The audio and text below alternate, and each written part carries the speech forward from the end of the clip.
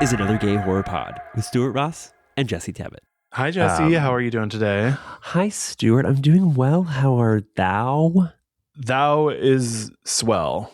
That's great. I'm thriving. I'm wearing a backwards hat. My lip is broken. I'm Is tired. I'm almost done with my coffee, which is scary. Oh, that is scary. I'm just scary. like here. I'm here. I'm queer.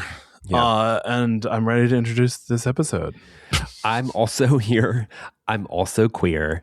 I also just finished my coffee, so I'm going to need another very soon. And I'm also ready to introduce this episode because I'm really excited. Our guest was H. Alan Scott, who was really great. We had a really good time talking to him. For those who don't know, he is a writer, comedian, and senior editor at large for Newsweek. He's the host of Newsweek's Parting Shot podcast. And his work focuses on celebrity interviews and pop culture. He's been seen on The Kimmel Show, Ellen, CNN, MTV, and he is the subject of the documentary film Latter-day Jew. As his drag persona, which many of you might know, Sadie Pines, he co-hosts Out on the Lanai, a Golden Girls podcast on Forever Dog's Mom Podcast Network. And you probably liked a meme he's made. He's he's a pop culture maven. He's got his fingers in so many corners of the zeitgeist. It was such a good conversation. Yeah. It's always really great to talk to like people who are like also obsessed with culture, especially when it relates to horror. Yes. Yes. And I know we jumped straight in, so I'm glad we're recording this introduction after the fact, so you know that we're with H. Alan Scott this week, and then later this week, join us for another episode with him where we talk about The Evil Dead 2. Yes, can't wait. In front of you like it's Huckleberry Finn's funeral. Fine. What a dated reference. Yeah, am I a million years old? I love Tom it. Sawyer's funeral. Yeah, no, Yes. but I'm into it. I was a Jonathan Taylor Thomas fan. I saw the movie. Oh yeah. No, I grew up going to the restaurant on the Are you from Missouri? island. No. Oh, okay. But wasn't there a Tom Sawyer Island in Disney? Yeah, Yes. there is. Yes, there there was. was, Was yeah. it Disneyland or Disney World? I I forget. think it was Disney World, and I think it was the Yeah. cheapest restaurant in Disney World. Mm-hmm. So my parents I'm were always, from Missouri, so we would go to Hannibal, or we would go up to where Tom Sawyer's from. All the You're time. all nice. you're all into Tom- that fence. Mark Twain is a big deal where I come from. Yeah. Today we're launching right in. Incredible start to an episode. But we're joined with H. Alan Scott from the Newsweek. The Newsweek. The Newsweek. It's a Thanks pleasure so to much be for joining here. us. Thank you. Thank you. Oh my God. I love it. Yeah. I feel like listen, I think I don't often get, I did a story once on like horror and queer horror and all of that, but like for the magazine, but I don't feel like I get to talk about queer horror stuff enough in my life with anybody ever. Wow. Which is, I mean, because your culture, and like I feel like horror is kind of culture. It's definitely culture. Yeah. I guess I also take for granted how much we talk about it, Stuart. Like I'm like thankful that we have an avenue to do that, because I feel like if I didn't, I'd be like, there's so many people who don't like horror. Like I find, I don't necessarily like judge friends on whether they like horror or not, but I find that a lot of my friends just aren't into it in the way that I am. High-low horror. You know what I mean? Like I'm across the spectrum horror. I'm like a student. Like right now I'm working on a little preview, a story of like, are the Oscars finally taking horror genre seriously because of like 3 big contenders this year that are in the horror space. Yep. And like, and I interviewed Jodie Foster about sort of Silence of the Lambs and horror and all that things like, so like I'm definitely, I love doing it. I just don't get enough of an opportunity to talk about horror. So when you advised it and these 2 handsome men were on hosting this podcast, I immediately were like, yes, I'll do it. Let's see dicks. We dial in. I think it started because you shared one of my memes, and I was like, I think he's into horror. Yeah. And then I was like, be on podcast? I'm into horror. Yeah. Yes, of course. Yes. I do feel like a lot of people, I feel like more than ever, a lot of different kinds of people are into horror. And I think it's partially because the internet's connecting us all, and it's sort of flattening all of our experiences. Her web. Yeah. Her web. Yeah, her web. Yeah. Yes. Her web connects us all, and by her I do mean horror. But what was like the beginning of your love story with horror? Like, what is a movie or an experience or a TV show that really got you like into it? Well, so I read your email. I read things, and I saw this question. I've been thinking about it, and it really got me thinking. I was stewing on it because I've been traveling the past few days, and as I was traveling, I was like pondering, like, what was the origin of my horror interest? And it really does come back to penis, because the horror genre was sort of as when I was a kid, when, you had to really, if you wanted to see a dick in a VHS or digital form, you really had to work for it. I'm that old. Don't do the math. And so the horror genre was sort of the only space that you could see nudity in that way, that they were sort of liberal with it in both the male and female, obviously more female way, but they were liberal with it in the male way. And so it became a spank bank situation. And then I think I just sort of got into the genre. The spank bank brought me. The spank brought me, but the murder kept me. The dicks got you in the door, but the murder kept you in the scene. Yes. So it was like Freddy 2, which was the one where the school bus at the shower scene. Oh, Freddy 2. Yeah. Freddy 2. Yeah, Freddy 2 is a big one, even though there's not enough nudity in that, but it was enough for me. Yeah. And there's also I'm blanking on so many, but there's so many that have like great male nudity, and so I'm just like, that's what brought me in. Friday the 13th series. Oh my God. Yes. Stuart and I talk about part 2 sometimes, like just how everyone is so hot. Like everyone is so hot. It's crazy. Yeah. I'm like, I'm into it. Yeah. I also just think it's like a place where, like, because I mean, we're DVD girls. Oh, actually, no. I watched American Pie on VHS. I dabbled, but you had to work for stuff. And I grew up in the era of the computer is in the living room, and if you want to use the internet, go for it. But sometimes I remember this as the elder in this room. I remember at Blockbuster having to I didn't have to convince my mom too hard, because my mom was pretty liberal and was just sort of like, she had too many kids to focus on what I was getting and what I was doing half the time. But I would have to sometimes be like, oh, well, this is actually like high art because of, and I'd have to like give XYZ reasons. And then she would just be like, stop, just put it on the counter. We'll go. I don't care. She's exhausted. She's like, when in reality, I'm just trying to convince her so I can see the dick. Yeah. Oh, is there a dick that stands out?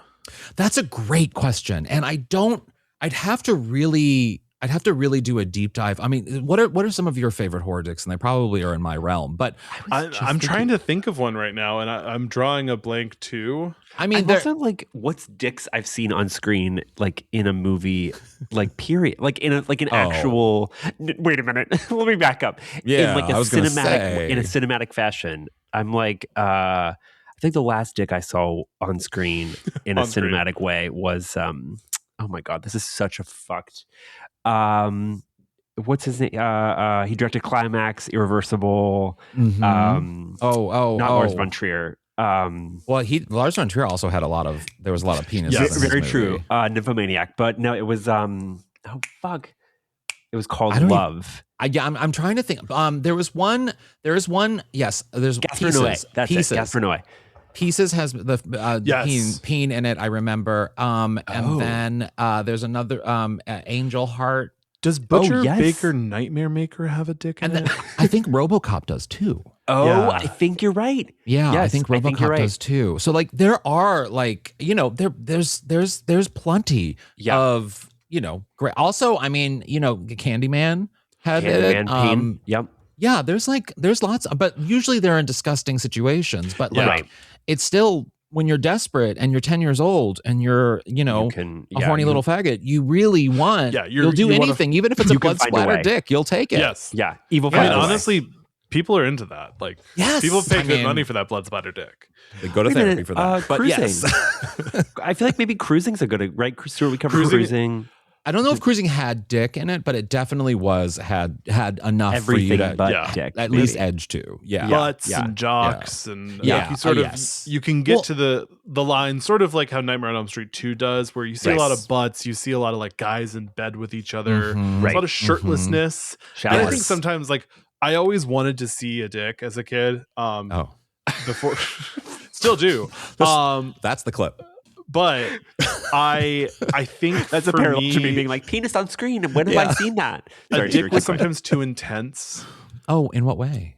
I don't know. Like I think sometimes I liked just seeing like shirtless guys, and I think it's also because we're sort of stuck with that. That's our main male nudity in movies is shirtless or butt. So when you're in your spank bank situation today, do you still gravitate towards that because of those early days of the shirtless focus? No, I think more about dicks now, but that's just I'm in my 30s. I have to think. I have to think about what I've evolved. Of course, that's so interesting.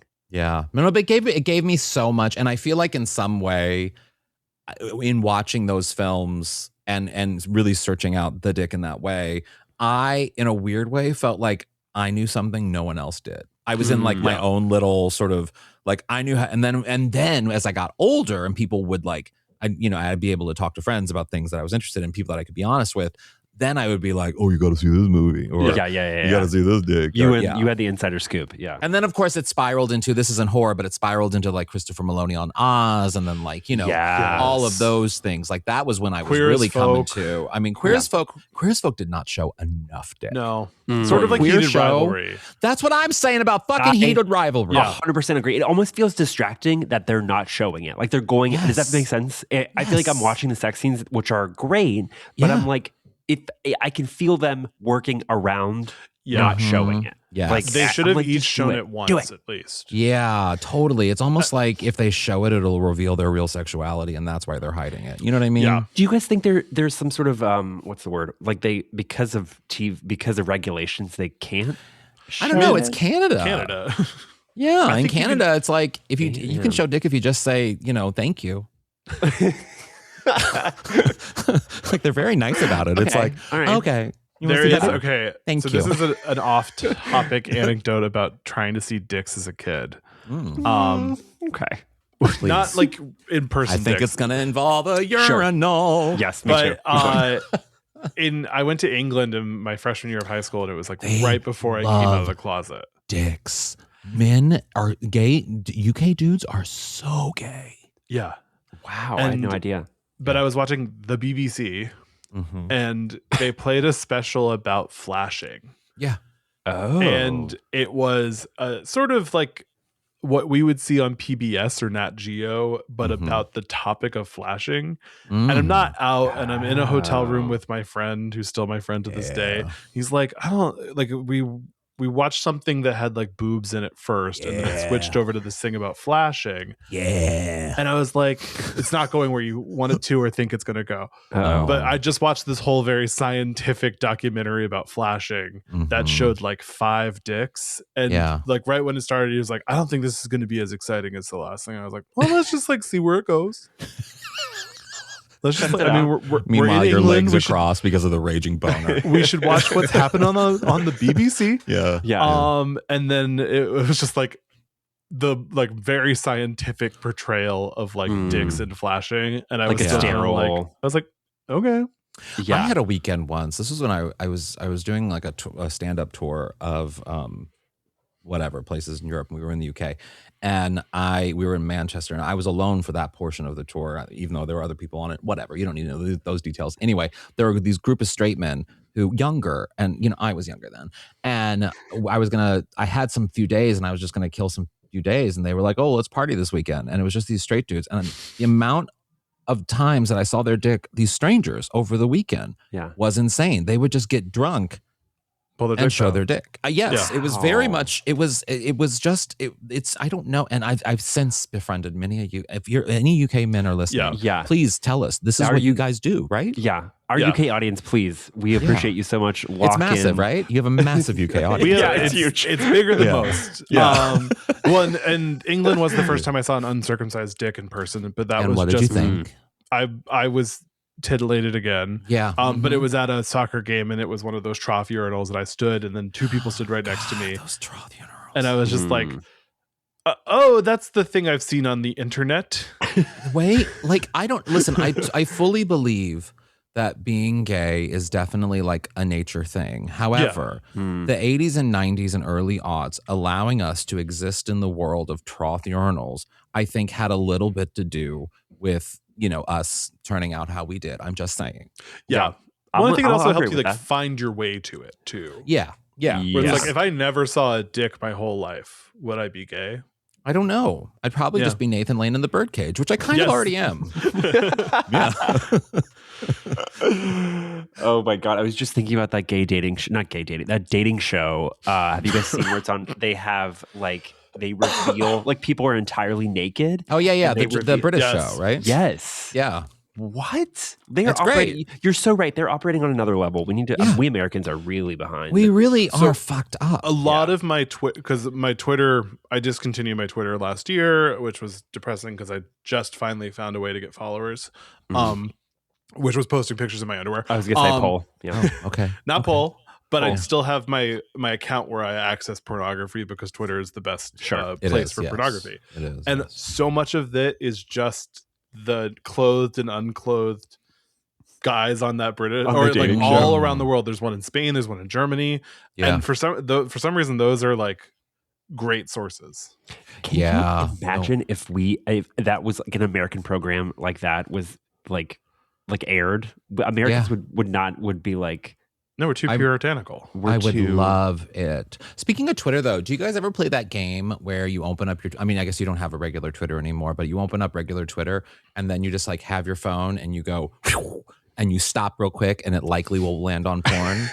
Because I do that often at shows and with friends, and like 9 times out of 10 lands on a dick. You know what? I haven't done that, but I have several times in the last few months opened up immediately to dick, and then I scroll very quickly because that happened to me on a plane the other day where I got a notification. I was flying somewhere and I got a notification of a DM on Twitter from like a real person, not like a crazy person, and I went to go open it and it defaulted to my feed and it was just dick. Yeah, I was like, oh God. When you're looking at Instagram on a plane and all of your stories are green and you're like, I will skip past these. It's like it's literally so difficult to be gay. I know. It is so difficult, but also, and that's the thesis statement of this podcast. Yes, it's so hard to be. It's so hard to be gay. It's scary.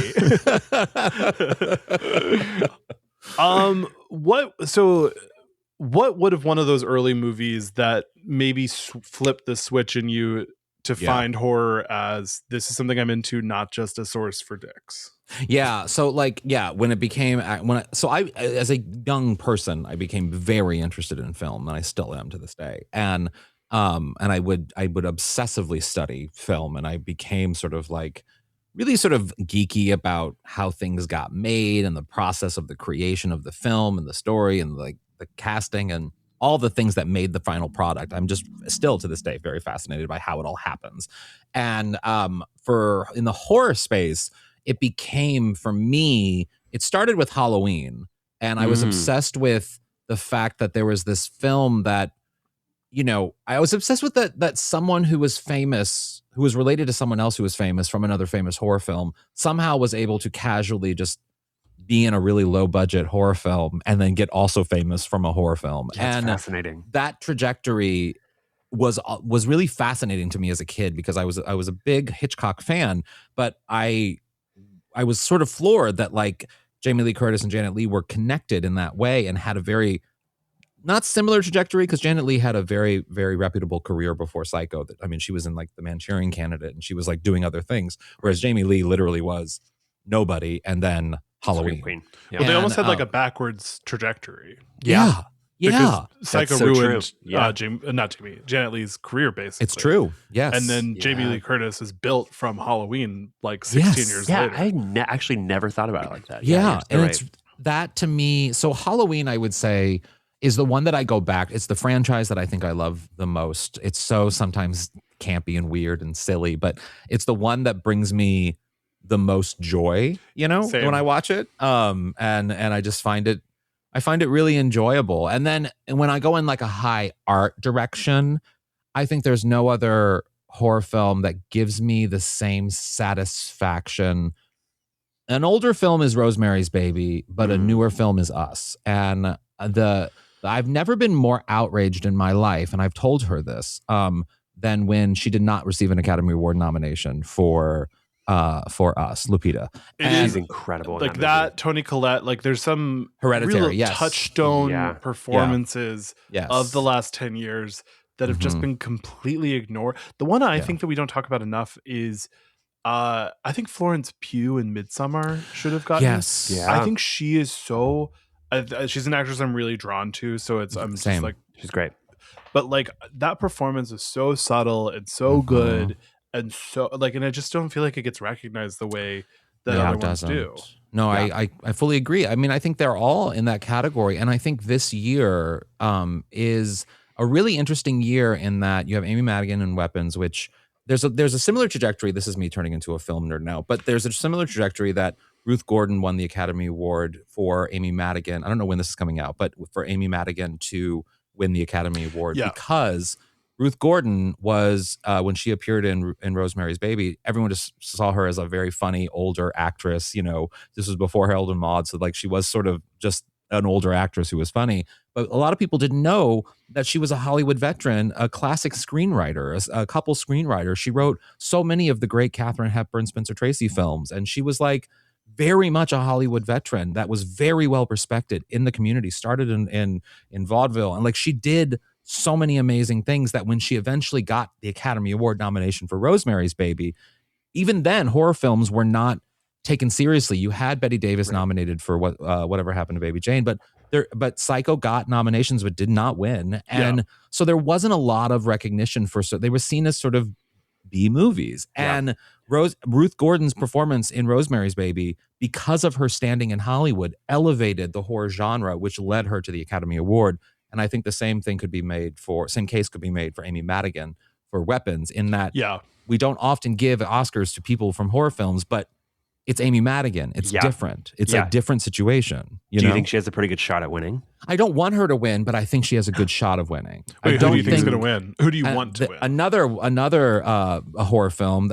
Some people question, or they fight me on this being a horror film, but I do think Sinners is a horror film. Oh, yeah. And I think Wunmi from Sinners, I think that is the best supporting performance of the year from a female. I think she is the emotional tone of the film. She is the reason why they're able to fight the vampires in the film. She's the reason why the story moves forward. So to me, that is a perfect supporting actress Oscar. Well, she is the emotional core of that movie. Yeah, she's the beating heart. Yep. The movie doesn't have as much depth without her performance. Fully agree. Also, fully agree. Who's out here calling that not a horror film? There are some people who are pushing back, saying that even though it has vampires, it's very much sort of like a thriller. Like, I'm getting a lot of pushback when I categorize it, because Weapons is very clearly a horror film. Like, we get that. Frankenstein is a horror film, but I kind of see it as more of like a period drama. Yeah, it's a period drama almost. Like, it is a horror film, but it's a father-son strife film. Exactly. But it is still a horror film, so you have that. Whereas, with Sinners, it sort of defies genres in a lot of ways, which I kind of love. Yeah, me too. Well, I think a lot of people were thrown by Sinners' first half focus, which is very much like world building, music, showing you like this whole thing, and then the switch, which is kind of pretty advertised in the trailers, if I remember correctly. I think people were expecting it to happen earlier. Yeah. And I think that's why they're like, well, it's not a horror movie. I'm like, well, it's mostly a horror movie. Right.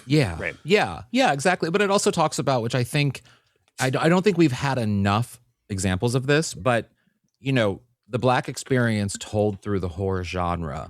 We've had some of it in recent years, of course, with fantastic films like Get Out, and even Us. But it's been limited. And you could argue that so many films that talk about the slave experience actually are horror films, and I think you could make a case for that. But I do think it's a really interesting sort of juxtaposition that he did, bringing those cinematic experiences together. That is so American. You know, the Black experience is such an American story. It is the foundation of our country, and it is who we are as a people, both in a very sad, horrible, disgusting way because of what happened, but also in a really positive way, in that where they went and where so much of the stories go to. And so I think it just creates this really beautiful thing that the horror genre lends it to, allows it to go in lots of different directions. And it just, to me, I rewatched it the other day, and I think it might be my favorite movie of the year. I mean, One Battle is pretty incredible, but I think it might be my favorite movie of the year. I mean, the fact that it came out over a year ago and we're still like, it's fucking rules, like, let's go, just shows how good it is. Yeah. And like you said, it successfully sort of paints everything that you just mentioned, like in addition to being just an entertaining movie. Very entertaining. It's just fun to watch. It's like, just, that's so rare for everything to just sort of come together.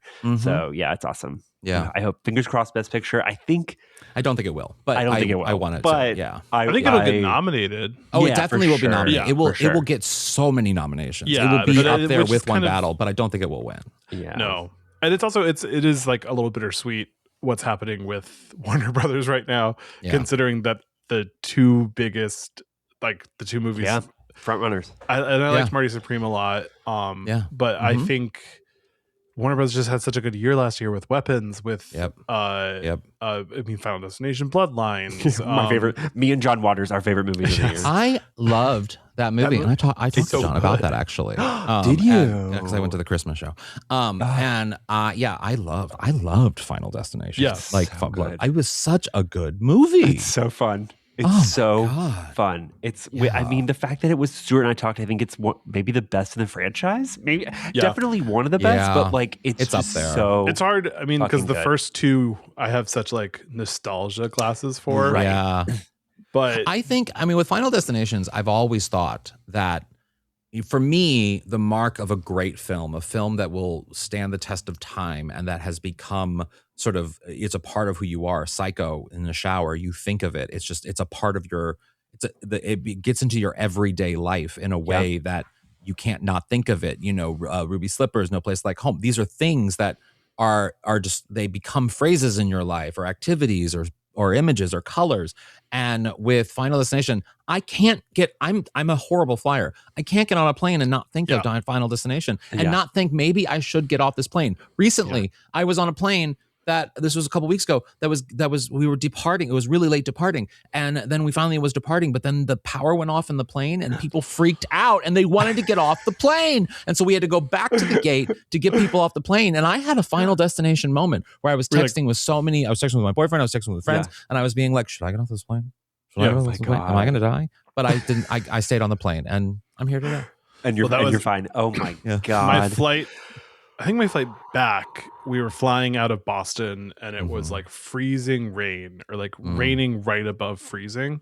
So we could feel the runway was a little slick, and then we had to get through the clouds, and it did the thing that it does in Final Destination where you go up and then it goes and you just have that like probably like 50-foot drop and then back up, and it's just way the wind's blowing and you're going into the wind. And I was like, I'm gonna die. Yeah. And then I got over it though, because I was like, you're being a drama queen. Yeah, I know. I'm sick. I'm like, give it to me, kill me. I want the best piece of advice for flying. So this is gonna sound like a brag or a name drop, but it's not, because we graduated high school together. Thank you. But Nikki Glazer, I was on Nikki Glazer's show, and this was a couple years ago, and I was about to get on a plane right after doing her radio show, and I was saying how stressed out I am about flying, and she looked at me and she was like, "You're not special enough to die in a plane." And it was the best piece of advice. I mean, it's sad. It's but it's also something that only like someone who's known you for literally 30 years could say. Yes. So you and Nikki Glazer went to the same high school? We graduated high school together. We did theater together. Yeah, we went. We did everything. Well, we didn't do everything together, but we did the same high school together. Yeah. Yes. And now she's hosting the Golden Globe, and you're hosting it with her. Yeah. Co-host. she's hosting again this year, right? Second year. Yeah. Yeah. And she's gonna do great. She did a great job last year. She's great. Yeah. She's great. She's wonderful. I'm so proud of her. should we? I'm trying to think. Is there anything else we need to cover? I have a couple more. I have more questions. Can I ask one? Yes. Yeah. Alan, can you give us a couple of horror hot takes? Maybe one hot and one super spicy. Sure. How does that go? What should I do? So set that up for maybe me. Something that is let me tee you up. Maybe something that is like an unpopular opinion. Like for example. Yeah. Okay. An unpopular opinion about horror is that it needs to be good. Like I find so often that some movie snobs will get really like in the weeds about like, you know, the wig in Halloween 2 or like whatever. And to me, the more bad it is, the better it is half the time, because that's what makes the experience so. Like I watched the Halloween, not H2O, but the one that came after Jamie Lee Curtis came back to the franchise, Resurrection. Yeah, never forget. Colossally bad on a level that is just beyond whatever could ever be bad in film, and yet I fucking love it. Yeah. And so I think you need to get off your fucking high horse and sit back, get yourself a nice little beverage and a snack, and enjoy a stupid little time. Yeah. If you put the weed in your mouth, do the thing. But like, I'm just saying, like, have some fun. Like stop being so serious. There's nothing more annoying. We're done. There's nothing more annoying to me than when someone goes, "Oh, I was going to go see that horror movie, but it has like a 50% Rotten Tomatoes," and I'm like, "I'm listening." Yeah. I'm like, actually, 50 is bad. I want like 12. I know I said this about Kelly Ripa before we were recording, but I'm going to say it about that person. Jump off a bridge. Oh my God. Yeah. Kelly Ripa uses Rotten Tomatoes biblically. You know, I want to see her. I want to see her letterbox. I want to see her letterbox. Oh yeah. Oh my God. I'm dying to like uncover as many celebrities' letterboxes as possible. My God, it's so good. I feel like someone of course, the heated rivalry discourse. Someone was like, "We came across Hudson, or what is his name? Hudson Williams. Hudson Williams. Yeah. They're like, we found Hudson's letterbox, and I'm like, okay. Yeah. You know what's really? Go ahead. No, go ahead. No, go ahead. What's really fun about the job that I do is that sometimes I have to like, do phone interviews and calls and stuff. And so I'll get the numbers of some of these celebrities. And you know how sometimes like Twitter or Instagram or these apps will like suggest people in your phone? Yes. Fucking the awful. Suggestions that I get from some of these people and the fake names that they use. Oh my God. My God. That's incredible. Yeah. I won't say any. That's a secret weapon. I won't say any, but yeah, it's really fun. It's really fun. Yeah. They don't know to turn off discoverable by cell phone. I don't know. Half the people I interview are like 60 something. So like, they don't know that shit. No. But they want to see that shit. So a question I have for you is, how did you get where you are? Like, because I feel like, especially the last like maybe 2 or 3 years, you're suddenly kind of everywhere. Your interviews are going viral. Like, how did you get to Newsweek? Yeah. And how did you, I don't want to say how did you get involved with culture, because that's a question from another podcast, but like, how did you get connected with Newsweek, and how did you sort of find that place to be? Yeah, so I often say that I'm kind of like the Gayle King at Newsweek. I'm sort of senior editor at large, so I just kind of float around and do weird things and talk to people, and then I give the video, and then people do things with it.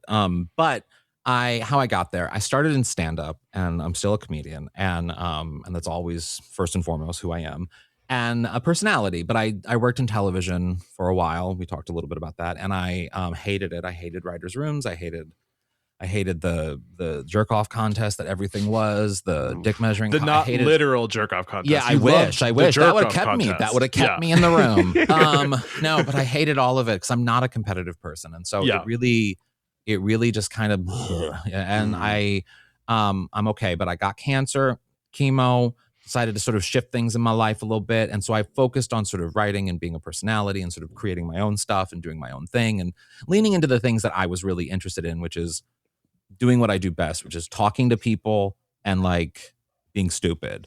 And so I kind of just leaned into that. And then there was a need.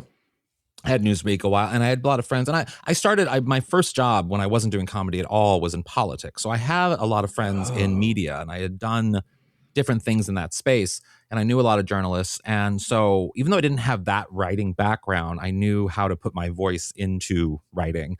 And so it kind of just worked out. And then in the past couple of years, I decided for a while there, I was kind of hiding intentionally because I don't know, I just kind of wanted a break from social media and from people seeing my face for a few years. And I had done a film, Latter-day Jew, and that was someone else did the film, but I was in it. And then after that, I kind of just like stopped for a bit and focused on work. And then in the past couple of years, there was kind of a need for people saw an opportunity for me to do things. And so I kind of leaned into that and allowed my face to be out there more again. And here we are. And then drag too. Drag was a big part because I do drag. Like most of my comedy is through drag now, through my drag character, Sadie Pines. And so that was a big catalyst in me putting my face back out there because I was able to kind of control a little bit of what I wanted, and my weight had fluctuated and life had gotten different. And so I was trying to navigate that world, and that kind of helped me get back into the regular self as well, and putting my own face out there and doing my own thing and seeing that people had an interest in what I was doing and what I was saying and my kind of weird point of view on things. And so that's how sort of like that's a really long story for what you asked. No, but I'm always interested in how people, I feel like it's sort of a joke with gay people, but gay people just sort of have random jobs and true. Sort of find their way to them very randomly. Gay jobs. I often joke that my mom still to this day does not know how I make money. Yeah. Like, no idea. Well, I feel like our parents' generation, it was like doctor, lawyer, like very historically like tangible archivist, things. PR person. That's my parents. They kind of have gay guy jobs. They kind of had gay guy jobs. Oh, really? They do. Really? Oh, they do. My dad was an archivist and my mom was a PR person. So, I mean, wait, here in LA? No, in New Hampshire. Wow, they were Your pioneers. mom was like she was a publicist So my in New mom Hampshire? did PR in DC in the 80s. And that's a she did place to do PR for PR. the American Nuclear Association and the American Life Insurance Association. Wow. And then she was a stay-at-home mom for like 15 years and did not love it. And got a job editing somewhere for a company that did like standardized testing. And she was just telling the CEO like what she did in the 80s, and he's like, well, we need a PR person. Oh. And then she just spent like 15 more years doing PR. Wow. You know, that's what I love. I mean, I often, like in the modern, this is so not about horror, but in the modern sort of like workforce or whatever, I think because we're all fucked and we're not going to have like Social Security, 401k, all the things. And like, we're not having any of those things, that it's in a weird way, whatever you did for schooling or even not schooling, none of it fucking matters. Like if you fill a void and they think you can do it, lean into it, baby, and do it. Right. Because like, you can't wait around and be like, well, I didn't get a degree for that. Nothing I'm doing right now am I qualified to do. No. Right. Well, and this is actually technically the only thing I am qualified to do because I did get a film critical studies degree. There you go. A degree I've never used until the last year. That degree screams, I make only so much a year. Yes. Like that degree. That degree screams, I need to work a certain amount of hours to keep my health insurance. Specifically in Los Angeles. Specifically in a union position in Los Angeles. Yes, keep that union. Keep that union, baby. It's important. Yeah. I'm trying to think. I love this not horror tangent. This feels good. No, sorry. But like, Sorry. this is the took it in a Are you kidding me? direction. HL, we go on tangents the number of tangents we've gone on in the last few months, incredible. Yeah, this is good stuff. Okay, good. I'm glad. So I maybe want to end on one, maybe it's a dangerous question. I like danger. What do you think the most overrated horror movie is? Oh, I love that question. Freddy. Oh, like Nightmare on Elm Street? Yeah, Nightmare on Elm Street. Yeah. When I was a kid, I was scared of it. I'll be honest. Like it was scary, and there was like horny moments in it. But I've recently rewatched it as an adult, and like within the past couple of years, I was like, I need to revisit that, and it's just dumb, but not in like a fun, like Halloween 2 kind of way. In sort of like this is almost a comedy, like a slapstick way. This is not a horror film. This is like an absurd clown film about a guy with like hand and knives like that. Yeah. Like it's like if Edward Scissorhands became a horror film. Like that's sort of. Yeah. So are you talking about the whole franchise? Yeah, I am, including the first one. Yeah. Okay. That is. I think they're kind of bad. Take. I think they're not. I did not enjoy my rewatch at all. In fact, I kind of was like, "What were we thinking?" Yeah. They did go for a Michael Bay produced remake in 2010. That was like the opposite of totally of what you're describing, and it was also truly one of the worst movies. It was ever. bad. It was bad. Yeah. But I think the franchise is ripe for some sort of reawakening, and I am down for it to be a little darker. Well, see, it's hard for me to get. This is a barrier that I have with entertainment in general, but it's hard for me to lean into a fantasy, lean into the idea that there's this mythical thing that haunts whatever. Whereas I can get into and be afraid of a dude who never dies, like a Michael Myers or a Jason, like Friday the 13th. Right. Like I can get into that. That somehow is normal to me, but Freddy isn't normal. Freddy, there's something weird about you're not going to get in my brain. Fuck off. See, I let everyone in my brain, so I think sleep deprivation is where they get me because I'm like, God, that's so scary. I'm like, a night of no sleep. I'm like, I can't. Do think that's how I'm gonna die. I do. You think so? So I know so two things about me. Okay, I'm clumsy. I'm very clumsy, and so I fall. Things happen. Which is why friends have gotten into the habit of carrying bags of me, carrying bags for me and stuff. So I think I'm either going to die by falling or I notoriously am a bad sleeper. Ever since I remember the first night that my insomnia started, it was before 4th grade, and I saw Sam Donaldson, former ABC journalist, on late night on Nightline, and I could not get to sleep because his hairline terrified me. And ever since then, ever since I saw that man's hairline, Google it. You'll be terrified. You won't sleep tonight. I saw that man's hairline. I have not been able to sleep ever since 4th grade, and so I think terrifying. It's a horror film. So I think my death is going to be from lack of sleep somehow. Yeah. Something's going to happen that I didn't sleep and I'm going to die, and because of the thing I didn't get enough sleep for. Thanks a lot, Sam Donaldson. Yeah. Well, also to sleep, you're talking about being clumsy. I think that goes hand in hand with a lack of sleep. I think if you're... Yeah, you see what I'm saying? Yeah, no, it's that's scary. horrifying. That's a terrifying man. It's painted on. Yes. Yeah. So... See, I'm a bad sleeper. And Nightmare on Elm Street always hits me because I'm just not a good sleeper. I used to be bad, and then I invested recently in a pricey sleep mask. Oh, do you like it? I do, and it has it was a luxurious buy.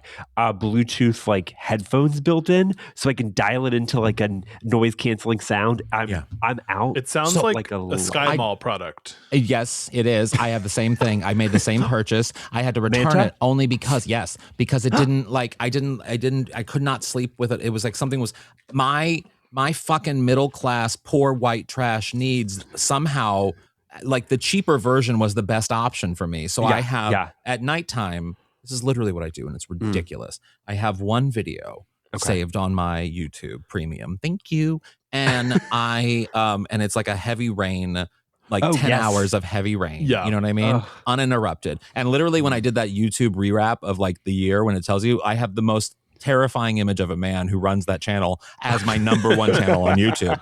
And I put my sleep mask on, little blissy sleep mask, and then I put this head wrap that has the Bluetooth speakers over the sleep mask. Oh my God. And turn it on and fall asleep. But the problem is, oftentimes I am white all the time, but because I am so white, I have I sleep. I get a mark on my head. I see. The mask sometimes stays. There's a line there, and then I have to get up and do an interview first thing in the morning, and so I often have to put lots of makeup or whatever over that mark. Life's hard, but I'm getting paid. Damn. Damn. Yeah. We've got to figure out. There's got to be a workaround. We've got to figure out. I sleep with a fan on. Oh, okay. Oh, We're in your bedroom. We're in my bedroom. Yeah, nice. It looks like I'm outside because it does. It does. Plot twist. Evil and dead. then you move, and it's like there's a dead body in the bed. But then when I travel, I'm not Kathy Hilton. I can't afford to bring a fan with me wherever I go. Which, if you watch Real Housewives of Beverly Hills, is the thing she does. I play 100 hours of brown noise. Oh, that's my YouTube video. Wait, brown noise? What's brown noise? So it's like white noise, but it sounds like a fan. Sounds problematic. It's a little bit deeper. I'm getting canceled for brown noise. Sounds like a fan, but deeper. What do you mean? What do you problematic? Oh God, I'm just like a. Yeah, I'm kind of into that. I can't get it's into like a that lower kind of frequency. Noise. I need the variation of the rain. Same. I need some pitter patter. So I need it to be the exact same. Okay. What is it? Oh, that no, I don't think that would work for me. I don't think that would do it for me. Oh, it's kind of like being in like kind a of like submarine. An airplane. Yeah, like a like a what's the word? Like pressurized thing. Interesting. How did we get on this? Don't know. How did we Nightmare get on on Elm Street? Because I'm gonna die. Oh yeah, I'm gonna die from sleep. Not sleeping. Yes. Okay. Yeah. I do love Nightmare on Elm Street, so I'm. Okay. Are you offended? But here we are. We're asking for opinions. Yeah, these are questions that this is a safe space. We want these thoughts. Yeah. If they're hot, give them to us. If they're spicy, give them to us. Trust me, I'm old enough. I said this the other day at a show that like some kid was talking about he was afraid of being canceled for something, and I was like, you get to a certain age, you've lived, you've experienced enough. Please try and cancel me. Like, just go on. Like, just go ahead, because it's fine. Like, we're good people. I can handle this. Yes. So you can come at me if you're mad that I don't like Nightmare on Elm Street. Yeah. I was going to go on another tangent, and I was like, I need to lock tangents down because we have a whole other episode to record. Yeah, about Evil Dead. What can I say? I need to talk on the main about Bruce Campbell a little bit, only because this is not an Evil Dead thing, but there's a Bruce Campbell film that I am obsessed with. Oh my God, it's a horror film that I think it's like a low key. It sort of came and went, but it is one of my favorite campy horror films of all time. Bubba Hotep. Have you seen Bubba Hotep? Sure, I haven't seen it, but I very much know of it. It is so good. God. Ossie Davis is John F. Kennedy. Yes, it is so good. It is about Elvis Presley faked his death. The guy who he had playing him then actually dies, which leaves the real Elvis alive, but dead, and he is in a retirement home and he has gallstone problems, and the retirement home was built on the site of some sort of like Egyptian mummy thing, and he's in that retirement home with John F. Kennedy, Ossie Davis, and it takes the two of them to fight off this mummy. And yeah, that sounds like a movie Bruce Campbell was destined to be. It is so good in a stupid way. I have the DVD. I own it digitally. Like it is just with me at all times. Yeah, I'm adding it to the queue right now before I forget. And that's a teaser for later this week when we're gonna. Thanks so much for joining us for our mini episode later this week on the main episode. We're gonna be joined by H. Alan Scott again, talking about The Evil Dead Part 2. Yay! Yay! Bye. Okay, good stuff.